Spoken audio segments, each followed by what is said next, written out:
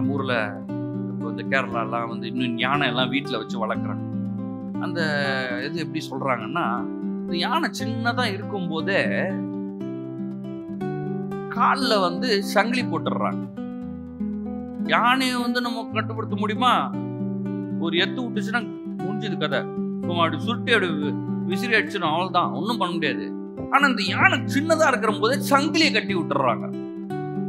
நல்ல காலில் போட்டு ராடு போட்டு கட்டி விட்டுறாங்க. இப்ப இது இழுக்கும் போது இழுக்குது, போக மாட்டேங்குது, இழுக்குது, போக மாட்டேங்குது. இது பல வருஷமாயிருச்சு, போக மாட்டேங்குது.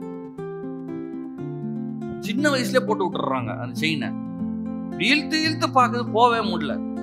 இந்த யானை பெருசாயிடுச்சு, அவ்வளோ பெருசாயிடுச்சு யானை.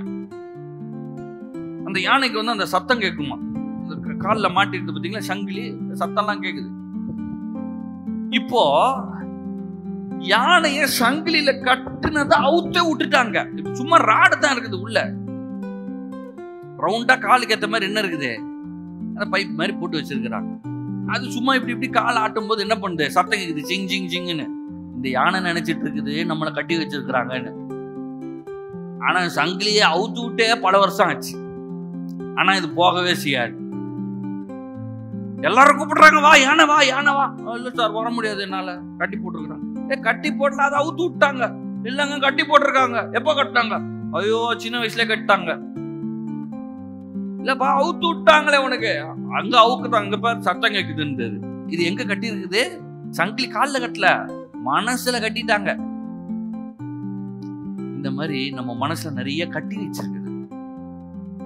ஆண்டவர் நம்மளதான் ஆசீர்வாதத்துல எல்லாம் ஏதோ தடை பண்ணல, நம்ம மனசுல கட்டி வச்சிருக்கிறோம். இயேசுவின் நாமத்தினால அந்த கட்டெல்லாம் உடைகிறது. இந்த வேளையில உடைகிறது. எல்லாம் சொல்றீங்களா? வாயை திறந்து, இயேசுவின் நாமத்தினால என் மனதில் இருக்கிற எல்லா கட்டும் உடைக்கப்படுகிறது.